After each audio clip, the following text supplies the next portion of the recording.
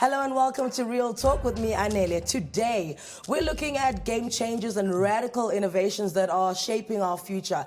And in life, like everything, it starts with education. So with me is a man who believes traditional education simply does not equip young minds to thrive in this brave new world. Please welcome Chinezi Chijioke to Real Talk. Hello there. Hello, it's good to be here. I practiced your name for like 5 minutes. You got it. You did it very well. Did I get it right? I'm happy about that. I'm so interested in what you're doing because Africa, in the next 20 years, 100 million young kids are going to become young adults, and naturally that means they have to go through the education system. Yep. What do you think currently is wrong with the education system? Sure. Well, I think the question the education system should be asking, and every educator in it, is what do those 100 million young people need to be able to shape and thrive in the future that they'll enter, right? And I think when you ask that question, as we did, I think you end up with a different mix of, a different answer from sort of a very sort of teacher-directed model of education where students sit in rows and sort of prep for exams. I think you end up with a very different solution, and I think that's a question that all of us who are involved in this endeavor should be asking. But I mean, you went through that education system, you know, I mean, you were in Stanford, then you were in Harvard, and then obviously before that, you were in this very education system that you're trying to tweak. Yeah. Did it not work for you whilst you were in there? Were you like, you know what, one day when I get my money on and I get my voice on, I'm going to change all of this? Sure. No, there were aspects of it that are fantastic. So not everything that is old or traditional is bad. Yeah. So I don't want to create that misconception. There's a lot that works really well. But I think if the aspects of it that really prepare young people to be able to solve problems, to strive, to develop new solutions, to work together, are not always built central into what students are doing all the time, right? And so, for example, a lot of what students love about sports and the arts is that it gives them a chance to work in teams to pursue a high goal. How often do you get that experience actually when you're doing your mathematics or you're doing your science? It's not, you've got to build that kind of sort of team collaboration, striving for something challenging into that part of learning as well, if you really want students to grow in the way that some of those institutions, you know, aided me. Because, you know, when I was in high school, like you say, the things I loved, like playing netball or going like to an athletics meeting, that was called extramural activity. So it's almost like it was chucked to the side. Whereas, you know, in some instances, most kids thrived in that part, and then they think that they're idiots because they cannot perform in class. Absolutely. So what are you doing? You want to like bring it back and balance it this way so that everyone peaks equally in what they're good at. Well, we want to give young people an opportunity to have that experience in everything they're doing, or from a range of things they're doing, right? And so the extracurriculars are hugely important. The opportunity to pursue a passion, whether it's academic or extracurricular, is really, really important. But in the academics, what we figure we need to do is create environments where young people are solving problems all the time, are working together, are learning to lead together, and are building the character skills you get often outside of school, also into school. And when you, as we have done, try to shape a learning experience that engenders that, you end up with a very different format. So you end up with students working in groups a lot, doing lots of problem solving. You end up, as we do, with multiple teachers working in a classroom together. We have had to step back to rethink how do we want students to learn to get some of those benefits into learning while still building really great content and skills, you know, as traditional schools would focus on. So how do you, because I mean, I know there's the standardized test thing that happens in schools where you're constantly being tested. Do you agree with that system where you're constantly being tested every week on what you learned in the past week? Well, my belief and our belief is that the most important test of all is life. Right? And we need to prepare young people for life. Now, that doesn't mean you don't do any tests. It's important to have assessed visibility into student skills. Students need to learn to read and write and do arithmetic and have deep content knowledge to be able to think.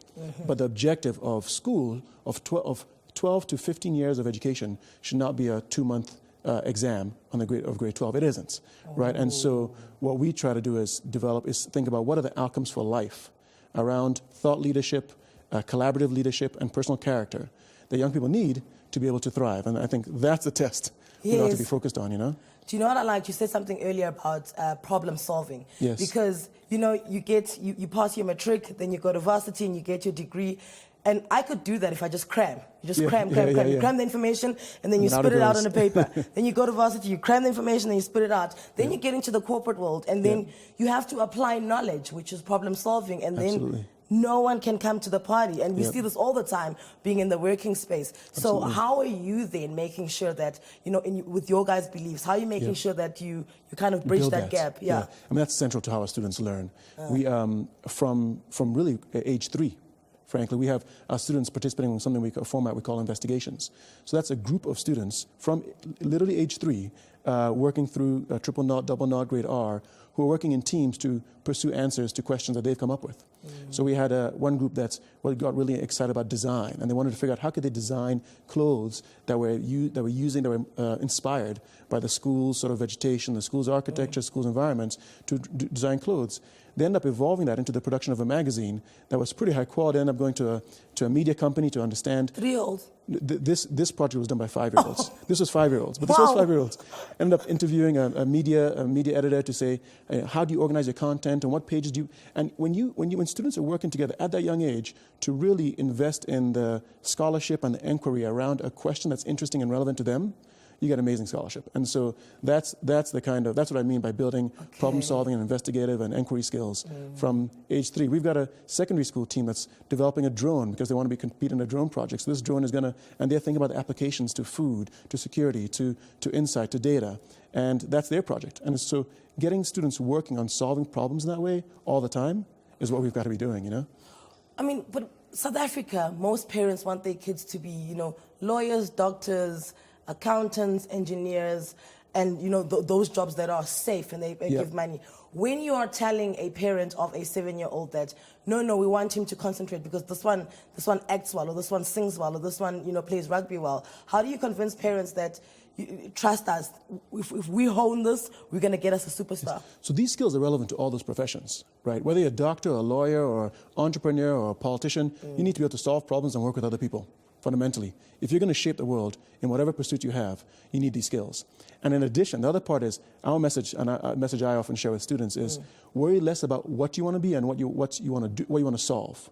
Because if you are figuring out what impact do you want to have, what problem do you want to solve, the career is the mechanism for achieving that. And I think the pursuits and the careers that our young people, even today already are moving into, but will in the 20, 30 years ahead, will be less structured along 80 years careers of a traditional profession, and much more around the impact and the solutions they want to deliver on, or the problems they want to solve. And that's how we're reframing the question. But from a standpoint of careers, what does this fit? Absolutely, you need these skills in all careers. That is actually so amazing. Worry not what you want to be. Look at your life right now and see what you want to solve. Absolutely. And the best way to do that is to get students into the lifetime of doing that is to have them doing it from the time they're in school. So students already trying to solve problems. I talked about the drone, whether it's community service projects, whether students already identifying issues that they want to solve, doing that. The best way to build a lifetime of doing that is to do that from now. Don't just prepare to do it in the future. Do it now. And that builds their lifetime. And so that's really, we've got a leadership program at Pioneer Academies that is all geared towards students understanding themselves and then identifying problems to solve. All right, so on the other side of the break, I want to talk more about this Pioneer Academies. Then I like this because